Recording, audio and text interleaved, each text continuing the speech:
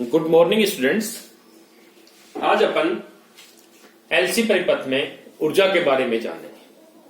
पिछले लेक्चर में अपन देखा था कि एलसी परिपथ में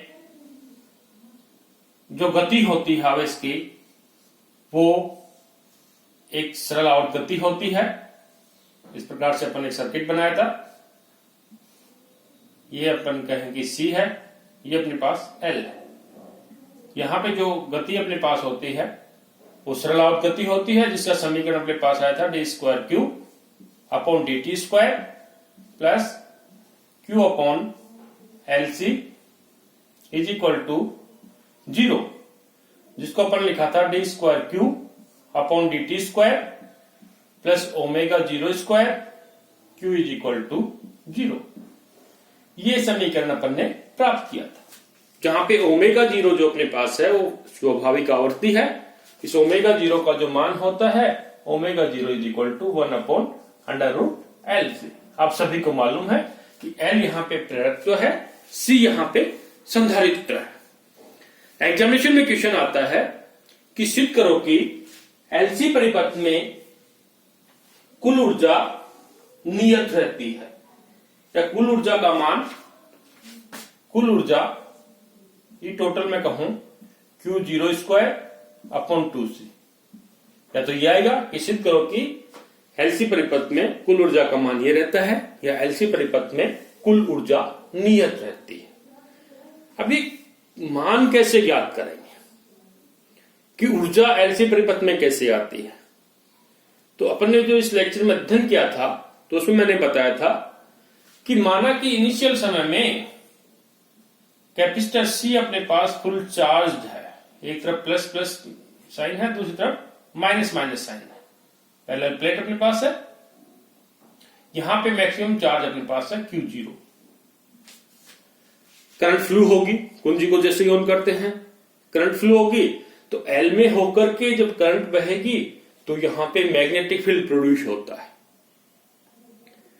आपको यह भी मालूम है कि कैपेसिटर जिसको अपन संधारित्र कह रहे हैं, संधारित्र में जो ऊर्जा स्टोर्ड रहती है वो कौन सी फॉर्म में रहती है?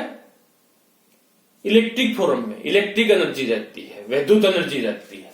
तो संधारित्र की अपन बात कर रहे हैं कि संधारित्र में अपने पास एक बैटरी की तरह से अपने पास बैटरी में दो प्लेटें होती है, उसी प्रकार से तो किसको स्टोर रखता है? चार्ज को स्टोर रखता है, आवेश संग्रहित रहते हैं। जब आवेश संग्रहित है इसका मतलब क्या है? उसमें ऊर्जा रहेगी, और ऊर्जा कौन सी रहेगी? संधारित्र के अंदर अपने पास कौन सी ऊर्जा रहेगी? वैद्युत ऊर्जा, जो अपन ने बात की थी। इसी प्रकार से जब प्रेरकत्व अपन L लेके चल रहे हैं, प्रेरकत्व है, तो इसमें अपने पास कौन सी ऊर्जा रहेगी? क्योंकि जैसे इसमें करंट फ्लो होती है यहां से होकर के इंडक्शन, जो अपन के इंडक्शन के कारण से यहां पे चुंबकीय क्षेत्र उत्पन्न होता है, और इसमें जो विद्युत उत्पन्न होता है वो आपको मालूम है L di अपॉन dt उत्पन्न होता है, इलेक्ट्रोमैग्नेटिक फोर्स, अगर I करंट इसमें फ्लो होती है तो। और ये इसका विरोध करती है बहने का, ये आप सभी को मालूम है, माइनस सिंबल अपन लगाते हैं इसमें। लेकिन अपन तो ऊर्जा की बात कर रहे हैं, तो प्रेरकत्व में अपने पास जो ऊर्जा इसमें स्टोर रहती है कि कैपेसिटर चार्ज है, डिस्चार्ज किसके थ्रू होता है? इसके थ्रू। वो एनर्जी कहां आती है? इसमें आती है। वो जो प्रेरकत्व जो अपन कह रहे हैं, इसकी जो एनर्जी अपने पास है ये चुंबकीय ऊर्जा के रूप में इसमें स्टोर रहती है। तो ऊर्जा अपने पास वैद्युत ऊर्जा, चुंबकीय ऊर्जा। अब अपन माने किसी समय t के ऊपर कुल जो एनर्जी होगी, कुल एनर्जी E, वो अपने पास होगी कैपेसिटर के ऊपर एनर्जी EC प्लस EL मैं कह रहा हूं एनर्जी किसमें? प्रेरकत्व के स्रोत के ऊपर जो ऊर्जा होगी जिसको मैं EL कह रहा हूं। दो प्रकार की एनर्जी होगी, EL, या अपन कहें कि कई जगह आपको यहाँ EC EL नहीं लगे, यहाँ को EE कह देते हैं, इलेक्ट्रिक एनर्जी, और इसको अपन कह देते हैं EM, मैग्नेटिक एनर्जी। E यहाँ पे इलेक्ट्रिक एनर्जी को व्यक्त कर रहा है, M यहाँ पे मैग्नेटिक एनर्जी को व्यक्त करता है किसी समय t के ऊपर। यानी कि ठीक है, स्टार्ट हो गया प्रोसेस हमने की, अपन ने ऑन कर दी, तो कोई भी समय t ले, उस समय t के ऊपर कुल ऊर्जा अपने पास कितनी रहेगी उसका मान अपने को ज्ञात करना है। कुल ऊर्जा अपने पास इसके बराबर, इसके बराबर, ये अपने को ज्ञात करना है। अर्थात कैपेसिटर के सिरों के ऊपर जो स्टोर्ड एनर्जी E है उसका मान ज्ञात करना है, और m जो अपने पास L के स्वरूप पे है उसका मान ज्ञात करना है। E जो मैं कह रहा हूं ये अपने पास है EC यानी कि कैपेसिटर के स्वरूप पर ऊर्जा, और EM जो मैं कह रहा हूं ये अपने पास है प्रेरकत्व के स्वरूप के ऊपर ऊर्जा। इसका मान ज्ञात करेंगे। अब इसका मान कैसे ज्ञात करेंगे वो भी अपने को ज्ञात करना पड़ेगा। आप सभी को आता है जो स्टोर्ड एनर्जी जो अपने पास है, या अपन कहें कि एक प्रकार से इसकी जो एनर्जी स्टोर रहती है उसको स्थितिज ऊर्जा अपन कह सकते हैं, मान सकते हैं। इसका मान ज्ञात करें कि ऊर्जा क्या होती है वो आप सभी को मालूम है कि बाह्य बलों के विरुद्ध जो कार्य किया जाता है वो ऊर्जा के मान के समान होता है। इसका फॉर्मूला अपन कैसे ज्ञात करें, कि अपन जो ऊर्जा ज्ञात करते हैं उसका फॉर्मूला क्या होता है, कैसे अपन उसका मान निकालेंगे वो अपन देखें। मान लीजिएगा ऊर्जा का मात्रक जूल है, दूसरा मात्रक क्या है इलेक्ट्रॉन वोल्ट। अब ये इलेक्ट्रॉन और वोल्ट इसको आप ध्यान रखिएगा थोड़ा समझने याद रखने के लिए कि 1 वोल्ट में अपने पास 1 इलेक्ट्रॉन जो प्रभावित होता है तो उसके ऊपर जो एनर्जी लगती है अपने पास वो अपने पास क्या होती है 1 इलेक्ट्रॉन वोल्ट होती है। तो ये फॉर्म एनर्जी की है, यानी कि V अपने को वोल्ट भी होना चाहिए, E यानी कि इलेक्ट्रॉन की आवेश होना चाहिए, या E को मैं अगर Q लिखूं तो QV भी लिख सकता हूं समझने के लिए QV। अब EC का जो मान मैं ज्ञात कर रहा हूं कैपेसिटर के सिरों के ऊपर जो एनर्जी उसका मान क्या होगा। अब कैपेसिटर माना कि t समय में जो चार्ज अपने पास जाता है वो मान लिया अपने पास dq जाता है। तो यहां पे जो एनर्जी अपने पास होगी मैं लिखूंगी VC यानी कि कैपेसिटर के सिरों पर वोल्टेज dq dt समय में, तो ये भी अपने पास एनर्जी है। Vc कैपेसिटर के सिरों पर वोल्टेज या कैपेसिटर पर जो वोल्टेज, dq dt समय में जो आवेश चेंज होता है। लेकिन कुल एनर्जी जब अपन ज्ञात करेंगे उसका इंटीग्रेशन करेंगे तो यहां पे लिमिट अपन लगा देंगे कि t समय में अपने पास जो चार्ज चेंज होता है वो 0 से q के मध्य चेंज होता है। अब क्योंकि Vc का मान तो आप सभी को मालूम है कि क्योंकि C इक्वल टू क्या होता है Q अपॉन V, तो V इक्वल टू क्या होगा Q अपॉन C। तो Vc का जो मान अपन रखेंगे तो यहां पे अपने पास आएगा Q अपॉन C और ये dq as it is integration 0 से Q, या EC इक्वल टू क्या, अब तो सिंपल है इसका इंटीग्रेशन करना है। C तो कैपेसिटर संधारित्र अपने पास 12 है 1 अपॉन C Q dq, इसका इंटीग्रेशन क्या होगा Q स्क्वायर बाई 2। लिमिट अपने पास क्या है लगा दीजिएगा 0 से Q, जब मैं कहूं कि अपने पास मान आया Q स्क्वायर अपॉन 2C। ये तो आप सभी को आता है। पहले अपर लिमिट रखेंगे, अपर लिमिट तो अपने पास Q है माइनस लोअर लिमिट में अपने पास क्या 0, तो सेकंड टर्म अपने पास क्या हो गई 0, सेकंड टर्म अपने पास क्या हो जाएगी 0, तो फर्स्ट टर्म आई तो इसको मैंने डायरेक्ट लिख दिया Q square upon 2C। Okay, electric energy अपन ने ज्ञात कर ली किसके सिरों पर, संधारित्र के सिरों पर। अब अपन ज्ञात करते हैं कि जो प्रेरक कुंडली जो होती है, प्रेरक तो कह रहे हैं जिसको प्रेरक कुंडली मैं कह रहा हूं, उसके ऊपर स्टोर्ड एनर्जी कितनी होगी EL, यानी कि प्रेरक कुंडली के ऊपर या प्रेरक कुंडली में कितनी ऊर्जा स्टोर्ड रहेगी प्रेरकत्व के सिरों पर। वही तो फॉर्मूला है जो अपन लिखा कि E इक्वल टू क्या होता है EC प्लस EM, जिसको मैं EM भी कह रहा था EL कह रहा हूं, इसको EM भी कह सकते हैं। M मैं इसलिए लगा रहा हूं कि मैग्नेटिक एनर्जी के रूप में एनर्जी स्टोर्ड रहती है। फॉर्मूला अपन वही काम में लेंगे, यहां पे Vc की जगह सिंपल क्या लगा लेंगे VL dq। अब इंटीग्रेशन भी करेंगे इसका। अब मान लीजिएगा अपने पास dt समय में चेंज होता है तो उस समय I का मान क्या रहेगा, I का जो मान रखेंगे dq अपॉन dt होगा। ओके, तो यहां पे dq का मान अपन रखेंगे क्योंकि I की फॉर्म में अपन निकालेंगे, तो यहां पे मैं जो रख रहा हूं VL as it is, dq का मान रखेंगे अपने पास आएगा I dt। अब जो लिमिट पहले 0 से Q थी, अब dt समय वाला की एनर्जी में जो धारा जो आती है 0 से लेकर I आती है, तो अपने I लगा दिया।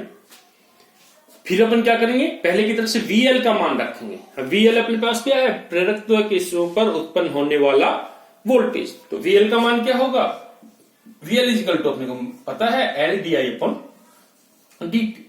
माइनस ले लेंगे अपन, माइनस तो सिंबल दर्शाने के लिए लेते हैं, यहाँ तो उसका एग्जैक्ट मान क्या होता है वो अपन लेके चल रहे हैं।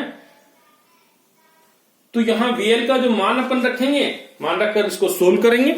सोल्व करने के बाद अपन देखेंगे क्या आएंगे। VL का मान रखने पर, VL का जो मान रखेंगे तो EL इज इक्वल टू अपने पास आएगा 0 से I, VL का मान रख दो L di upon dt, I तो अपने पास पहले से है dt, dt से dt कट गया, कैंसिल हुआ, तो वैल्यू अपने को प्राप्त हुई 0 से I L भी बाहर ले लेते हैं I di, ये तो वैल्यू प्राप्त हुई। L अपने पास कांस्टेंट है, इसको बाहर ले लिया, dt से dt कट गया। अब अपने को इंटीग्रेशन किसका करना है, इसी का I di का। I di का क्या होगा, I स्क्वायर बाई 2, लिमिट लगा देंगे, इसका इंटीग्रेशन करें। इंटीग्रेशन करने के बाद अपन देखते हैं क्या मान प्राप्त होता है। यानी कि जो मान अपने को प्राप्त हुआ E L के ऊपर एनर्जी, जिसको मैं EM कह रहा हूं, इज इक्वल टू, इसको डायरेक्ट कर दें या ठीक है, इसको थोड़ा खोल लेते हैं। L as it is, I का क्या तो I स्क्वायर बाई 2, लिमिट अपने पास 0 से I, इसको रखें तो अपने पास है half L I square. Okay, पहले वाले में अपने पास ऊर्जा आई थी Q स्क्वायर अपॉन 2C, इसी किस रूप पर, L किस रूप पर जो ऊर्जा आई हाफ है I square. I is equal to क्या होता है, ये आप सभी को मालूम है। I इज इक्वल टू क्या है, dq अपॉन dt, अपन ज्ञात करते हैं I is equal to dq upon dt। अब कुल ऊर्जा अपन कहें, कुल ऊर्जा E इज इक्वल टू अपने पास होगी EC प्लस EL, यानी कि मैं कहूं Q square upon 2C plus half L I square. अब जो मान अपन ज्ञात करना चाह रहे थे कि कुल ऊर्जा अपने पास कांस्टेंट रहती है, तो उसको अपन कैसे ज्ञात करेंगे। उसको ज्ञात करने के लिए थोड़ा सा अपन अब इसको आगे देखें कि यहां तक अपने पास एनर्जी आ गई, इसका फंक्शन अपन देख रहे हैं दिस वैल्यू। अब एलसी परिपथ का जो समीकरण आया उसमें अपन देखें कि I का मान अपन यहां पे क्या रखेंगे और Q का मान अपन यहां पर क्या रखेंगे। अब जो अपने पास इक्वेशन आया था D square Q upon dt square plus omega 0 square Q is equal to 0, ये सरल आवर्त गति के समीकरण के समान है। तो इसका हल भी सरल आवर्त गति के समान होगा। इसका हल होगा Q is equal to Q0 sine omega 0 t plus 5। Okay, अब t इज इक्वल टू 0 पर, ये एग्जैक्ट है, इसका हल अपने पास ये रहेगा, Q का जगह अपने पास ये टर्म मिलेंगे। लेकिन t इज इक्वल टू 0 पर अपन ने माना कि Q इज इक्वल टू क्या है, Q0, संधारित्र के सिरों के ऊपर C जो अपन लेके चल रहे हैं उसके सिरों पर बोल Q अपने पास क्या है Q0। उस समय t इज इक्वल टू 0 पर I is equal to dq upon dt is equal to क्या है 0। ठीक है, इनिशियल तो स्टार्ट नहीं होती, जब ऑन करेंगे कुछ 1-2 सेकंड बाद करंट स्टार्ट होगी। अपन तो प्रारंभिक कंडीशन लगा दी जब t इज इक्वल टू 0 वाली कंडीशन, जब मान ले कुंजी अपने पास ऑफ हो। तो यहां पे जब ये कंडीशन अपन फुलफिल कराएंगे, इस कंडीशन में t इज इक्वल टू 0 रखेंगे, तो यहां पे अपने पास है Q पर क्या है Q0, ये Q0 साइन ओमेगा 0 t 0 या 5।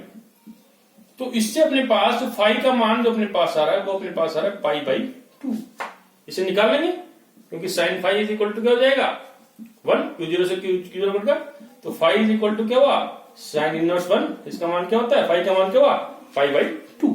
तो ये फाई का मान अपने पास क्या है पाई बाई 2। ये मान इसमें रखें, ये मान इसमें रखेंगे तो अपने पास है Q is equal to Q0 sine omega 0 t plus pi by 2। Sine pi by 2 plus इसका मतलब कोस, इसका मतलब अपने पास है Q0 कोस ओमेगा 0 t। क्लियर है, तो Q का मान अपने पास आएगा Q0 कोस ओमेगा 0 t। अब ठीक है, अपने पास इसका मान आ गया।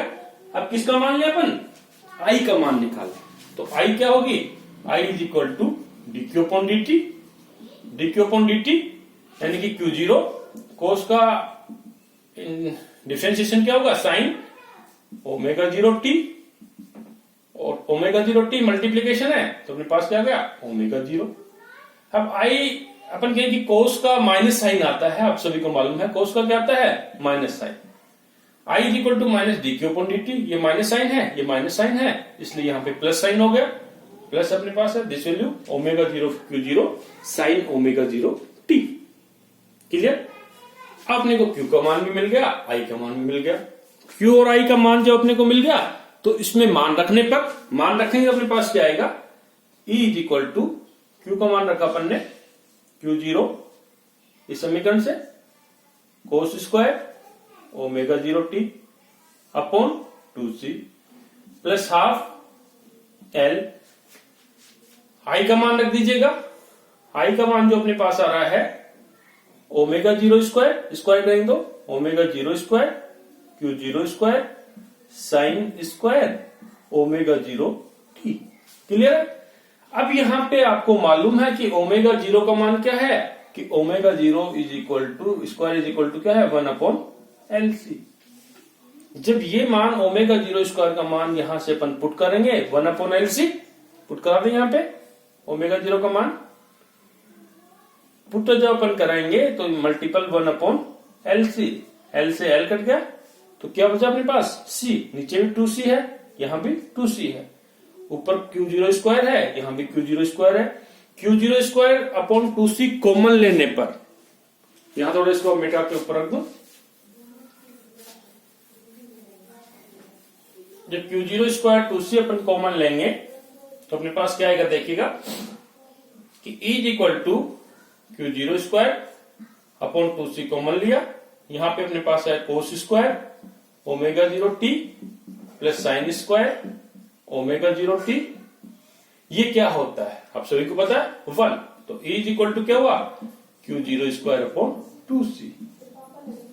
This is right. Q0 T is equal to 0 पर आवेश कांस्टेंट है, C संधारित्र की जो धारिता रहती है C उसका मान भी निश्चित है, ये भी नियत है ये भी नियत है, इसका मतलब E भी क्या होगी नियत होगी।